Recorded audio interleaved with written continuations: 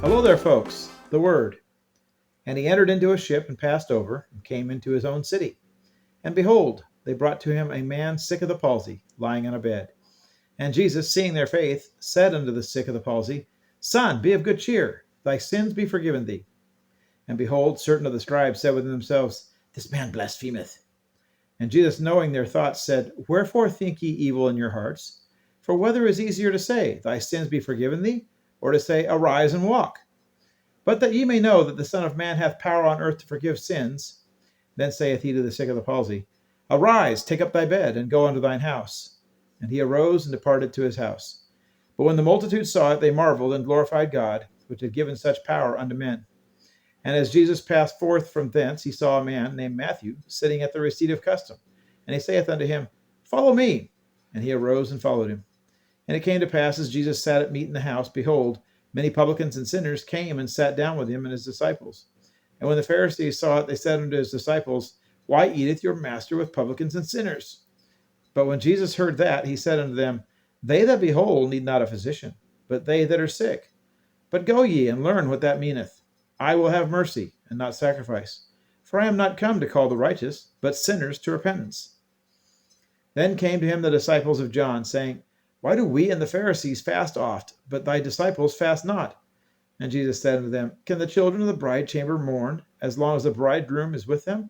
But the days will come, when the bridegroom shall be taken from them, and then shall they fast. No man putteth a piece of new cloth into an old garment, for that which is put in to fill up taketh from the garment, and the rent is made worse. Neither do men put new wine into old bottles, else the bottles break, and the wine runneth out, and the bottles perish. But they put new wine into new bottles, and both are preserved. While he spake these things unto them, behold, there came a certain ruler and worshipped him, saying, My daughter is even now dead, but come and lay thy hand upon her, and she shall live. Jesus arose and followed him, and so did his disciples. And behold, a woman which was diseased with an issue of blood 12 years came behind him, and touched the hem of his garment. For she said within herself, If I may but touch his garment, I shall be whole. But Jesus turned him about, and when he saw her, he said, Daughter, be of good comfort. Thy faith hath made thee whole. And the woman was made whole from that hour. And when Jesus came into the ruler's house and saw the minstrels and the people making a noise, he said to them, Give place, for the maid is not dead, but sleepeth. And they laughed him to scorn. But when the people were put forth, he went in and took her by the hand, and the maid arose. And the fame hereof went abroad into all that land. And when Jesus departed thence, 2 blind men followed him, crying and saying, Thou son of David, have mercy on us. And when he was come into the house, the blind men came to him, and Jesus saith unto them, Believe ye that I am able to do this? They said unto him, Yea, Lord. Then touched he their eyes, saying, According to your faith be it unto you.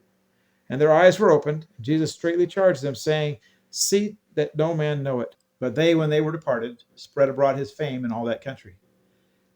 As they went out, behold, they brought to him a dumb man possessed with a devil. And when the devil was cast out, the dumb spake. And the multitudes marveled, saying, It was never so seen in Israel. But the Pharisees said, He casteth out devils through the prince of the devils.